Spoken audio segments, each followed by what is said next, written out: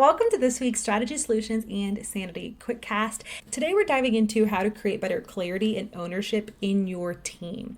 A big problem I see with a lot of clients when we're really looking at their team is they have an idea of like what some people do in a process or kind of like who might handle the next step of a process, but there's not a lot of clarity into like what this specific person's real job description is and what this person's job description is.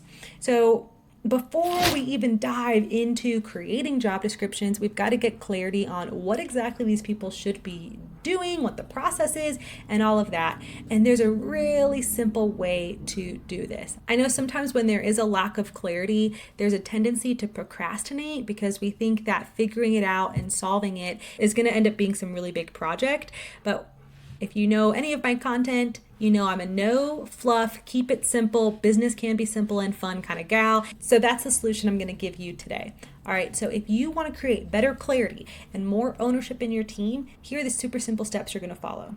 The first thing is we are going to create a process flow chart, process map, some visualization of the process. And it should just be a brain dump. So I love using Canva whiteboards for this. Some people use murals, some people use lucid chart. I find personally, lucid chart is cool once you really know like what you're trying to do. So it's great for maybe a final version of something, but when it comes to brain dumping and more of like a sticky note, just to get it down on paper, if you're not going to physically write it out and have like flip charts on the wall, then I would go like the Canva whiteboard route here.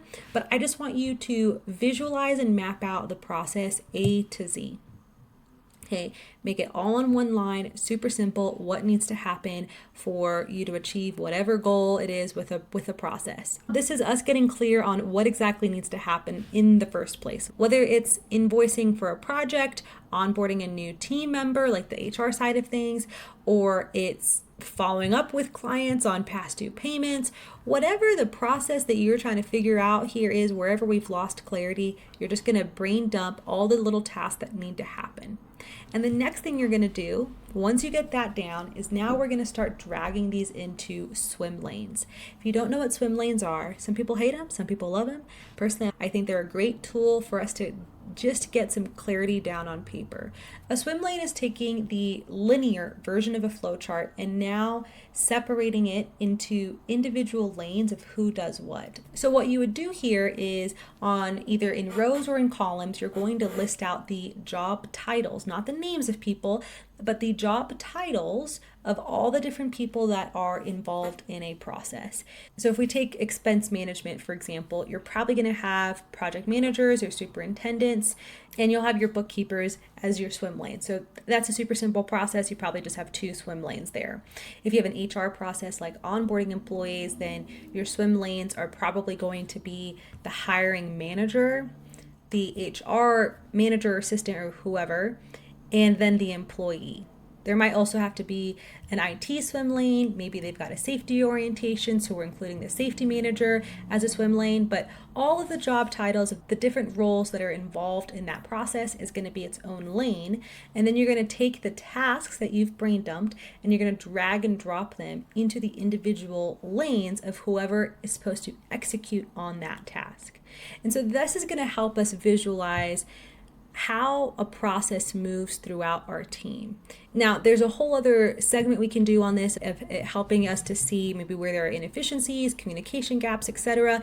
It's great as a process improvement tool, but for this video, we're really focusing on clarity and ownership. So we want to know who owns the individual tasks, and that starts with our swim lanes. And then overall, we want to know who owns the whole process. So if someone's not doing their task in that process, who's going to hold them accountable? Going back to employee onboarding, probably going to be the HR manager that's holding everybody accountable. Did the safety manager schedule their safety orientation? Did IT do their checklist, right? Who's following up? Expense management, probably going to be your bookkeeper or accounting team nagging the project managers for them to get their job codes in or something, right? So we can see clarity and ownership for the individual steps within the process, and then we're going to name who owns the entire process. Now, I know some people are initially resistant to this idea because they think that if there are clear swim lanes, that it will create silos and it will discourage people from helping out where needed. Those usually are symptoms of larger leadership and management issues that you might have in your processes or just in your organizational culture as a whole. And defining things in swim lanes is not what's going to cause silos. Those swim lanes are going to help bring clarity, and most of the time, team members appreciate that kind of visualization so they can really see where they're involved in a process and how everyone else is involved in that process. So just starting with mapping it out linearly, just the brain dump of what the process is, and then dragging things into swim lanes is a great and simple way to get clear on ownership. And if you're only focusing on one process at a time, it honestly is not going to take you that much time. So I would encourage you to pick one area of the business that feels messy, start creating some swim lanes, even if it's just within just you understanding what you want to be doing versus the rest of your team. If you are the owner or founder of a small team, small business, and you need to get clarity on like how are you really going to be leveraging your team, write out those processes. See what you want to be responsible for versus what you can pass on to other team members. All right, that's your practical solution to finding clarity and ownership in your teams. Let me know how that works out for you in the comments.